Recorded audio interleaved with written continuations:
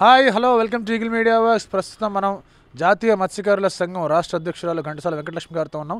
ఆవిడతో మాట్లాడదాం. మనం ముందుగా స్థానిక సంస్థల్లో మహిళల ప్రాధాన్యత అనేది లేదు అని చెప్పేసి మీరు గట్టి ఎత్తున ఇక్కడ చేయడం జరుగుతుంది, ఉద్యమం లాంటిది చేయడం జరుగుతుంది. కాకపోతే ఉన్నారు కదా, ఎందుకు లేరని మీరు అంటున్నారు? స్థానిక సంస్థల్లో మహిళలు లేరని మీరు ఎందుకు అంటున్నారు? స్థానిక సంస్థల్లో మహిళలు ఉన్నారు, మహిళా రిజర్వేషన్ ఉంది.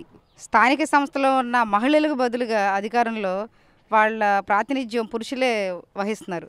ఎందుకంటే ఇప్పుడు ఉదాహరణకి కొల్లేరు లంకల్లో 96 గ్రామాలు ఉంటే 48 గ్రామాలు మహిళా సర్పంచులుగా స్థానిక సంస్థల రిజర్వేషన్ ప్రకారం ఉన్నారు.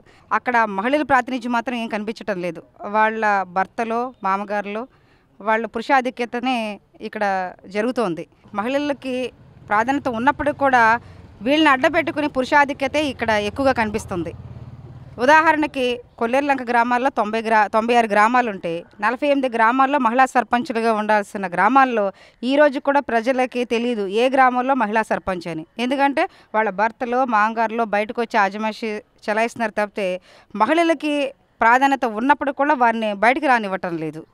అందువల్ల నేను పలుమార్లు ఆవేదన కూడా వ్యక్తం చేశాను. కొన్ని చోట్ల అయితే నేను వెళ్ళిన మీటింగ్కి అక్కడ మహిళా సర్పంచ్ అయితే ఆ స్టేజ్ మీద ఆడ భర్తో కొడుకో ఆ స్టేజ్ మీద ఉన్నప్పుడు మీరు కాదు కదా ఇక్కడ మహిళా సర్పంచ్ కదా, మీరెందుకు స్టేజ్ మీదకి వచ్చారు అని చెప్పేసి ఆ మహిళా సర్పంచ్ భర్తను కూడా స్టేజ్ మీద నుంచి దింపేయటం, వివాదాస్పద వ్యాఖ్యలు చేయటం కూడా జరిగినాయి.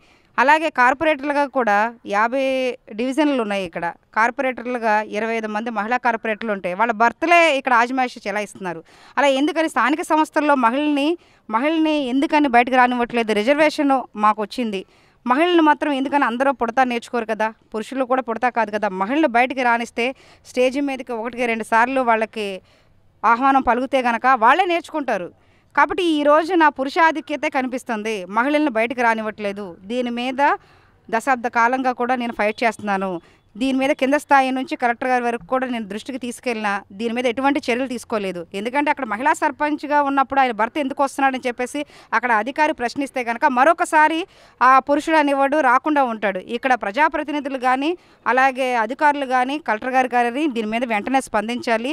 స్థానిక సంస్థల్లో మహిళల ప్రాధాన్యత ఉన్నప్పటికీ పురుషులే ఆధిక్యత ఇక్కడ వహిస్తున్నారు. కాబట్టి దాని ద్వారా మేము చెప్పేది ఏంటంటే ప్రభుత్వాలకు కానీ అధికారులకు కానీ మీ సమక్షంలో ఎవరైనా మహిళా సర్పంచ్ అయినప్పుడు లేకపోతే కార్పొరేటర్ అయినప్పుడు లేకపోతే మేయర్ అయినప్పుడు వాళ్ళే రావాలి. కానీ మహిళలు ప్రాధాన్యత కావాలంటే కనుక పురుషులు వచ్చి ఆధిక్యత వహిస్తున్నప్పుడు వెంటనే అధికారులు స్పందించాలని చెప్పేసి మేము కోరుకుంటున్నాం.